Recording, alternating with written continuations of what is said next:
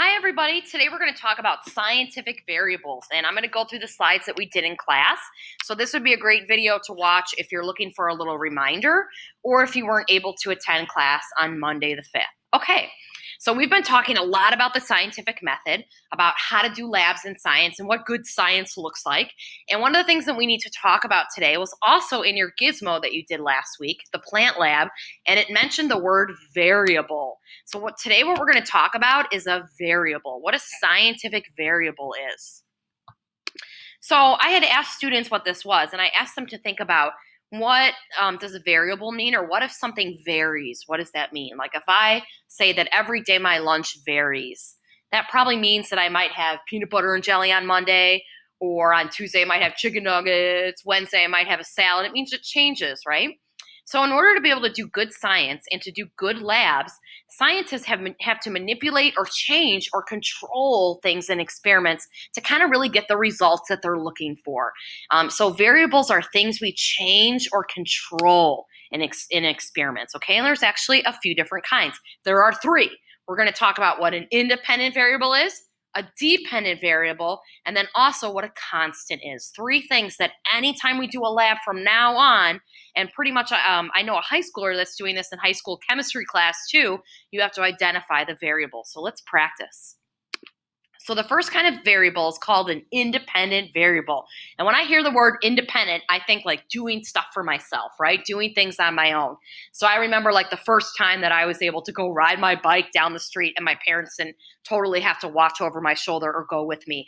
Or the first time I could drive a car all by myself because I had gotten my license. Or maybe when you move out of the house and you have a job and you're not living with your parents anymore, like you feel like, yeah, I'm independent. If you remember, there was also that song by Beyonce that goes, I'm a single ladies, I'm a single ladies, I'm a single ladies. And she was talking about being an independent woman. Well, that's very true, right? Independent means you have the choices, you control, you can change your destiny, right? So when we have an independent variable in a science lab, it means the thing that we change or control in a lab. So I think of the word what I have independence over. So something that I can change in the lab. Okay, that I can control or change, what I do as an experimenter, all right? So for example, when we did the Gizmo plant lab last week, an independent variable, I'm just gonna type it in right here, was something that I changed or controlled. So one of the things that I changed or controlled in this lab, if you remember, was the amount of water, right? And if you look at this picture right here, I could move up and down, right? If I wanted little water, about halfway, or I wanted a totally huge amount of water, right? That's what I changed or controlled. That's what I had control over. Then if you remember in part B, we also could change or control the lights. So there were actually two independent variables, okay? Then in science, there's something called a dependent variable. And I think of the word it starts with, or the letter that it starts with, D. D standing for data or determine. So the dependent variable, I think, is kind of the trickiest one, but the dependent variable is what you're trying to determine. So in the experiment, what data are you going to look at, or what results are you going to look at to know how your experiment did? So I think of dependent data. So when we think about the gizmo last week, what was the data we were trying to collect? Well, if my independent variable was the different amount of water I was putting in, what would ultimately tell me what the results were I were looking for? And if I look in the pot, I can kind of see, right? In A, it has this wimpy, not very well grown plant. B, it looks pretty green, looks pretty healthy. C, it looks like it grew, but it's not the best color, right? So what the data I was looking for was how tall or big, or what I think they called mass in the experiment, how tall or big the plant grew. And we always say that the dependent variable, you can remember it because you would always say the dependent depends on what you do with the independent. So how tall or big the plant grew depended on how much water I gave it, right? The plant grew a lot with this amount of water. The plant didn't grow so much with this little amount. So dependent variable, what I was trying to measure or determine in the end. Okay, so just a reminder, independent is what I change. I independent. Dependent is data or determining what you're actually trying to observe. Okay, and like I said before, the independent variable, what you do to it changes what what happens in the dependent variable. So when I change the amount of water, that changed how tall the plant grew.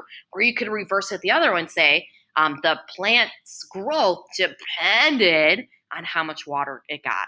Okay, so a little tricky, but if you really take the time to think about it and use those words and those definitions, it'll help. Okay, so the last one is called a constant. And when I think of the word constant, I mean that you're doing it repeatedly, right? Or if I'm like, I constantly water my plants every day, that means I'm out there doing it the same way every day and watering it, right? So a constant is something that I do the same in an experiment, that I do to all parts of the experiment.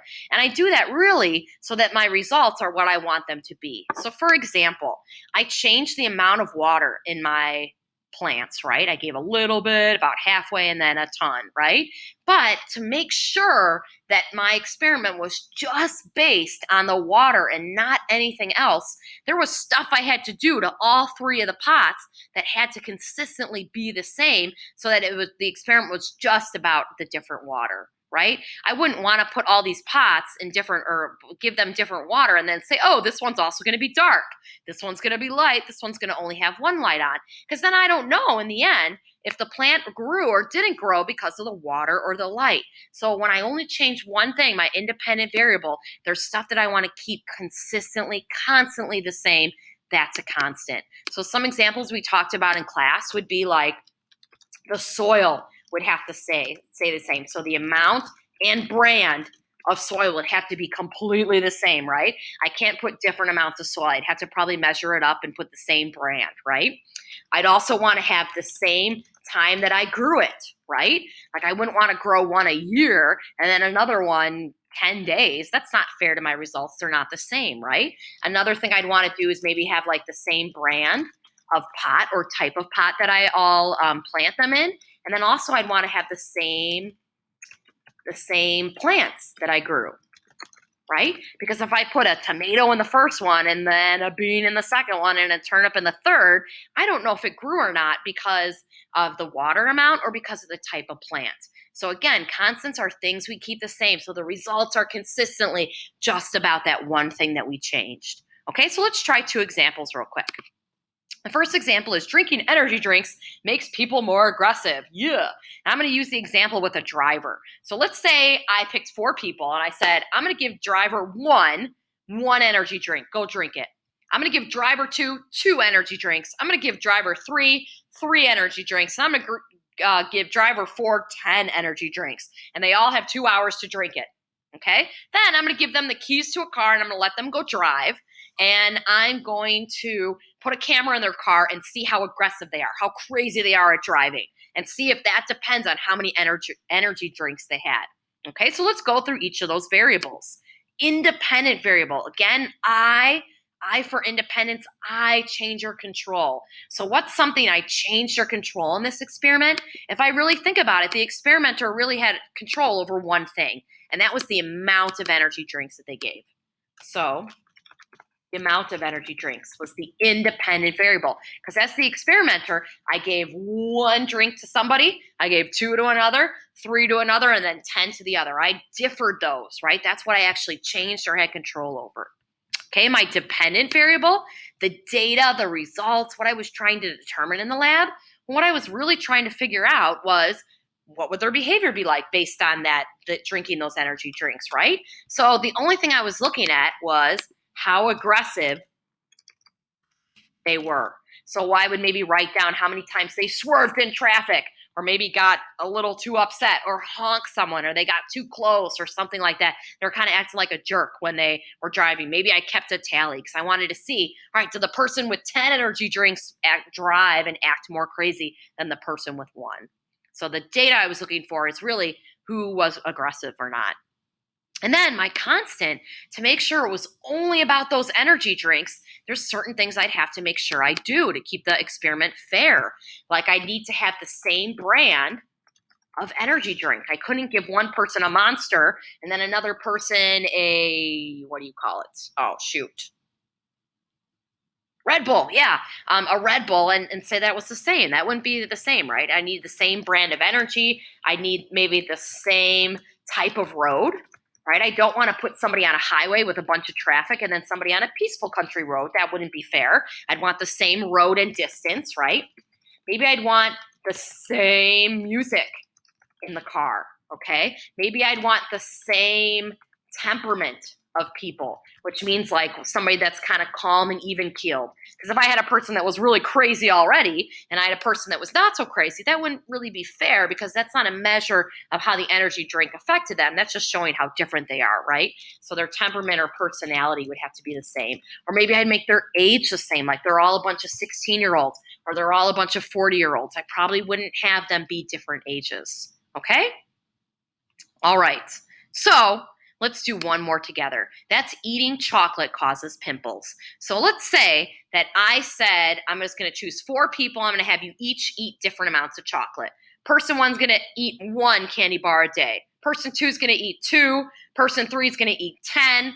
Person 4 is going to eat 15. And then at the end of 2 weeks, I'm going to count how many pimples are on your face. Because I think maybe pimples and chocolate go together, that they create each other, okay? So what would be the independent variable? What's the thing that I change or I control? When you think about that, I'm the experimenter. So what I'm changing or I'm controlling, I really only have control over one thing, and that's the amount of chocolate I give to these people, right? Because I'm changing the amount. I'm giving a bar to one, 2 bars to another, 5 to another, whatever I said, or 10, and then 15, right? So I change the amount of chocolate. What's my dependent variable? That's the data or the results I'm looking for. Well, in the end, what will tell me what effect the chocolate had? It's because I'll look and see how many pimples. So the dependent variable, the data I'm looking for is how many pimples they had at the end of that 2 weeks, right? And then my constant, what is something I wanted to keep the same so that the results were just about the amount of chocolate, is I'd probably have the same type and brand of chocolate. So I want to make sure they're all Hershey's brand milk chocolate and something's not white chocolate or raspberry or has nuts in it or something, right? Same type and brand. I'd probably want to make sure that they're the same age, right? Because if I gave it to teenagers versus like 80-year-olds, teenagers unfortunately already probably have more pimples, so that's not really fair, right? So there's all sorts of things I could do to try to make it a really fair experiment, and those are my constants. Okay, I would encourage you to watch this goofy little video by a British fellow teacher here that just kind of goes over a goofy song about how to remember them. Your homework tonight is to go into Google Classroom, and it's loading, so hold on. Okay, and it's to click on assignment for Monday and Tuesday, and you're going to click on this and see where it says variables practice. And you're going to go in, and what I want you to do today and tomorrow, it's not due until Wednesday, is you're going to go through, and here are the definitions at the beginning. So there's some reminders for you. You can always rewatch this video, but you're going to read each problem and then say what you think the independent, dependent, and then constant are. And you're going to do that for the next couple. Okay? Good luck, everybody, and I will be on Zoom live tomorrow on Tuesday if you need any help. Please come on in, join the Zoom, and I'd love to help you with your homework, okay? Good luck, everybody.